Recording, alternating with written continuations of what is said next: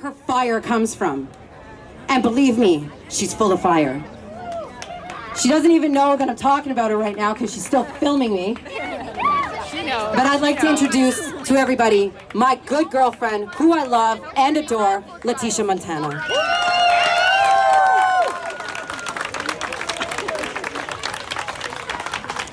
Thanks, Kelly. Hi, everybody. Thank you for that beautiful introduction, Kelly. You all would have heard by now what happened with me earlier this week when I went to St. Joseph's Hospital because I thought I had broken my finger. It turned out it was just sprained. And I got a lot of bad jokes about that, as you can imagine. A lot of bad jokes.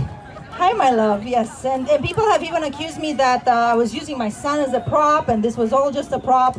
And that's not the case. And as you guys know me, I've been coming here for many weeks. And I feel my message today is remember what our motivation is and remember what their motivation is. Their motivation, may I have my flyer, my poster that I have there, please, sweetie? Yeah, could you bring it, please? So what my poster says is, their motivation is greed and power. Our motivation is the future of our children. Our why is much, much stronger. And that is why we will win, my friends. Because when you are grounded in truth, when you're grounded in, we are fighting for the future of our children, I don't care how much shit they throw at me, okay? Because they've done, 90% negative comments on my social media and like trying to disparage me. And as Chris mentioned, the mainstream news hasn't been doing, they haven't been very nice to me. The only station that was nice was Rebel News. Everybody else, during the interviews, they tried to disparage me. What I see here is I prefer to look. That's why they're corrupt. Well, of course, they're, we all know it's a total of 5 corporations that own all of the mainstream news channels. So they're all representing the same puppet masters. So it's okay. The opportunity that I see here, as I said in my interview with Rebel News, every dark cloud has a silver lining. And as a result of my viral video, our movement is now getting so much more attention.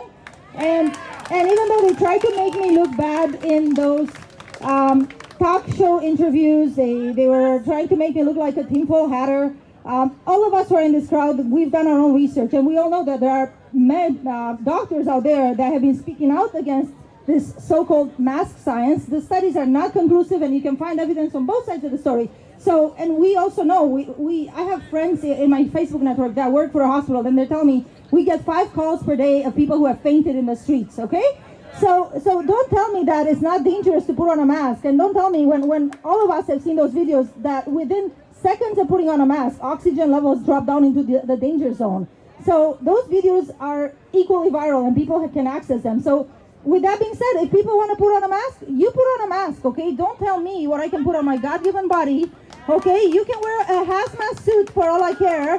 And as a matter of fact, as Kellyanne aptly pointed out, look up what virologists have to wear in a virology lab. It looks akin to a spacesuit, okay? And they're telling us that your bandana is going to work just fine. Are you serious? The viral particles are, orders of magnitude smaller versus what actually can pass through these masks. And they're like, well, but it will help reduce the droplets. Well, my dear, how many droplets do you need to pass an infinitesimally small particle? Well, of course, the science itself is very questionable, and all of us who have done our research know that. But for the people out there believing, but it's less particles. Oh, so less particles somehow justifies my endangering my own health by putting on these masks that impede my breathing. No, thank you, okay? We have a Charter of Rights and Freedoms in this country, and we have freedom to security of the person. And my freedom to security of the person was denied in 2 ways that Saturday night at the hospital. Number one, they're telling me I have to put on a mask that potentially impedes my own health, And then in addition to that, they're denying me access to public taxpayer-funded health care in this country. I wonder if our friend not being asked to wear a mask at the hospital today had something to do with the shitstorm that that viral video of mine created. Okay, because I just found out, and it got published in, I think, in one of the Ottawa newspapers, a 54-year-old woman went to an Ottawa hospital with an eye infection, and she was denied care because she couldn't put on a mask, and she had a genuine condition that she absolutely cannot put on a mask, and she was sent away. Okay, I had an eye infection earlier, like last fall, and I had to be on IV antibiotics for 5 days. You can go blind from an eye infection. It's not a joke. So the fact that Canadians are being denied care in our hospitals, this is inhumane. This is against human rights. It's against our charter freedoms, and they've got some lawsuits coming their way. And our government better wake up soon, because this is absolutely not acceptable anymore.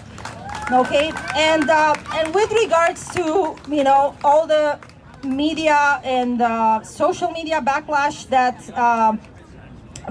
I was subjected to in the past week, I find comfort in this quote from Steve Jobs, which I also posted on my social media, and it goes like this, guys. Listen up. Here's to the crazy ones, the misfits, the rebels, the troublemakers, the round pegs in the square holes, the ones who see things differently. They're not fond of rules, and they have no respect for the status quo.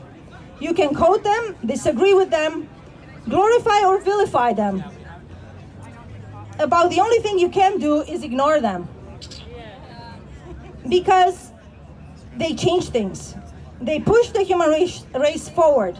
And while some may see them as the crazy ones, we see genius. Because the ones who are crazy enough to think they can change the world are the ones who do.